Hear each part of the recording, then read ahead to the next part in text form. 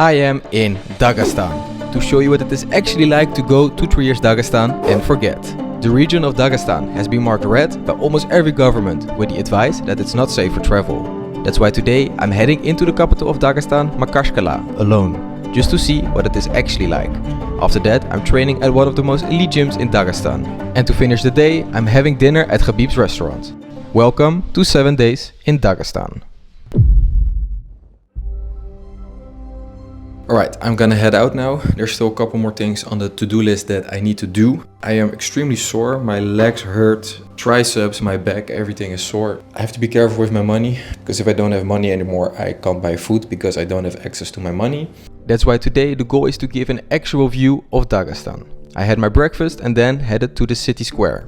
I was told this is the most important square of the city. This is where all the government buildings are.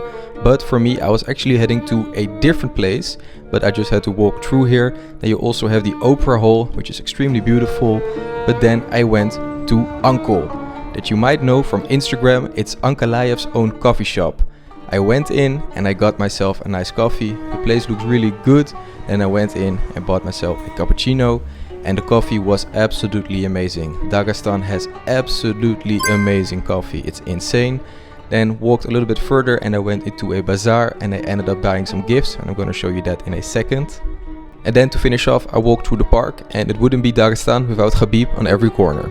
And like you saw in previous videos, I never had any problems. The only time I ever had a little bit of problem was in a taxi, that the taxi chauffeur was talking about dollars, you're a tourist. Other than that, never had any problems. Everybody was extremely nice and it felt like a far cry from the red zone that it was advised to be. Alright, I just got back. I'm gonna show you what I bought. Really important for the checklist. I got it.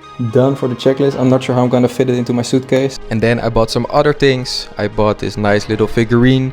I bought a tea set and then a mouthpiece because I didn't have one, and then some other souvenirs. It's time to go. It's been a slow day today. Training, once again, I'm nervous, a little bit less because grappling I feel kind of comfortable in, but it's still training. And then again, I had Murat picking me up and bringing me to the gym. Every place we go to, it's always a 5-minute walk. 5 minutes. 5 minutes. 6 minutes. Ah, okay. Every day, чуть-чуть, вот так. Yeah. Okay? Yeah. A little bit. And once again, the gym was really close to the athlete hotel, which was nice. But before we head into the gym and start training, DAZN is streaming one of the biggest fights of the year on November 15th, with Chris Eubank Jr. facing Conor Benn for the second time. The first fight was the fight of the year so far, and once again they will face off against each other. You can get a 7-day free trial to DAZN if you click the link in the description. When you walk into the gym, you immediately know that you're in for a very tough training. It has that vibe, it has that rugged feel to it.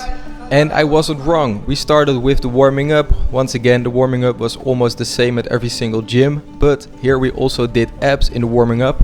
I don't think there's a single gym in the US where you do abs in a grappling warming up, so that was new for me. To be honest, it's not only in warming up, also after training.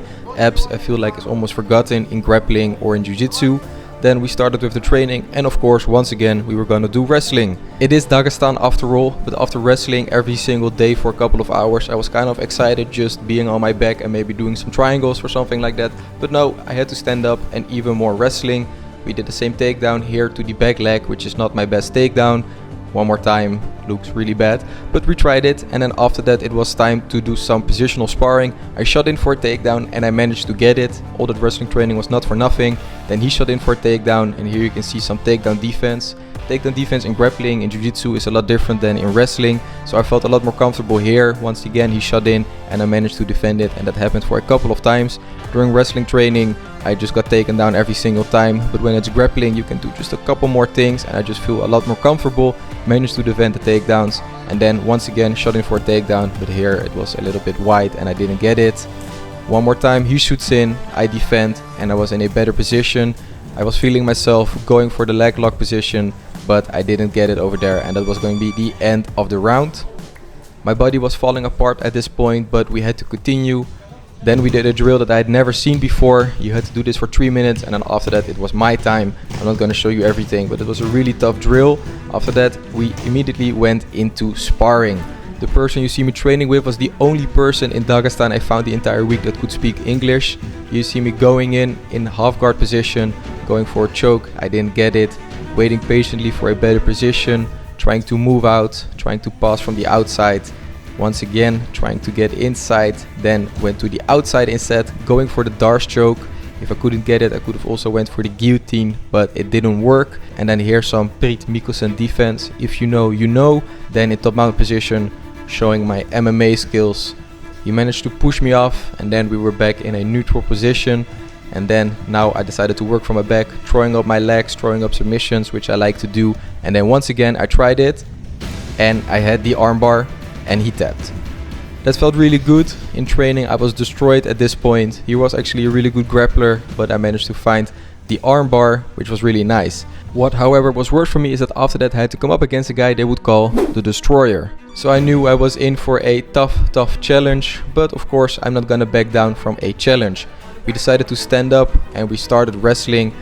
One grip and I knew I was not gonna wrestle with him, and I decided to just pull guard and see what was gonna happen then.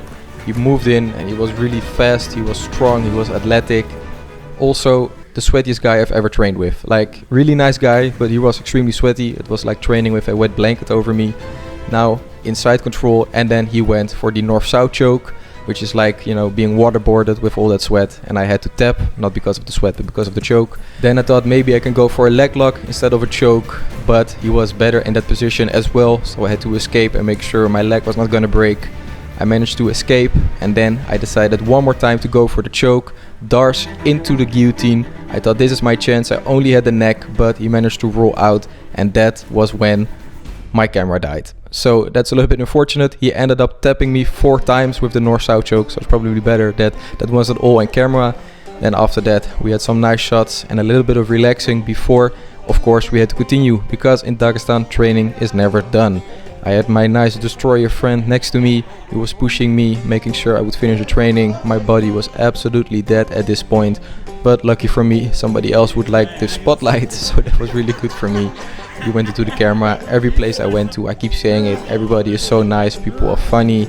It's really nice training, the vibe is so good in every single gym. And then training was done. The Destroyer gave me the handshake of approval, and I knew that I had completed my training. The only person so far that speaks English. I've been here 4 or 5 days, the only person that speaks English. Once again, I stayed behind to talk to everybody. Lucky for me this time, I didn't have to use Google Translate, because I had somebody that could speak English as well, so he could translate it for me. I hope you can hear me. There's a lot of wind and my microphone died. Really nice people. Again, every place I've been to, everybody's been extremely nice. Somebody even offered to drive me home. Yeah, really funny people. So that's good. After I get home, I changed myself, and then I was ready to head out. A quick walk through the city center. Here once again the Opera House, but this time at night. It was extremely beautiful, such a beautiful big building. And then we went to Papashka, Khabib's restaurant. So I got everything. I ordered like kakali, I think it's called, like a Georgian dish, and then some other things. First I ended up getting domadakias, which is one of my favorite, and then I got kakali, which I never got, but I really wanted to try it. I wasn't sure how to eat it. I was in a restaurant, so I was trying to be nice about it with a fork and a knife, trying to cut into it, but that didn't really work that well. So I just decided to take a big bite, and then all the juices came out, and I tried to do it another way. Not the perfect first bite. I'm gonna try and bite into it.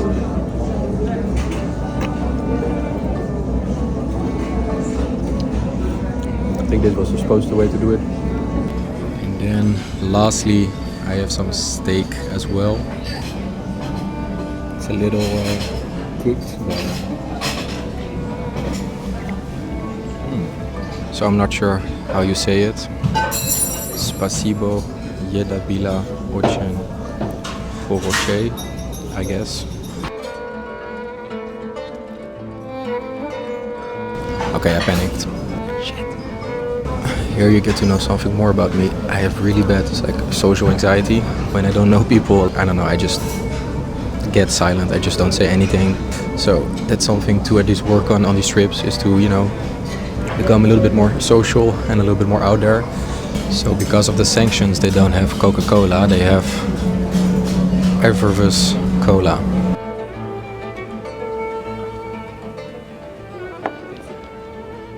It's really cheap, it's 2,730 rubles, which is like 20 euros or something like that. It's really cheap.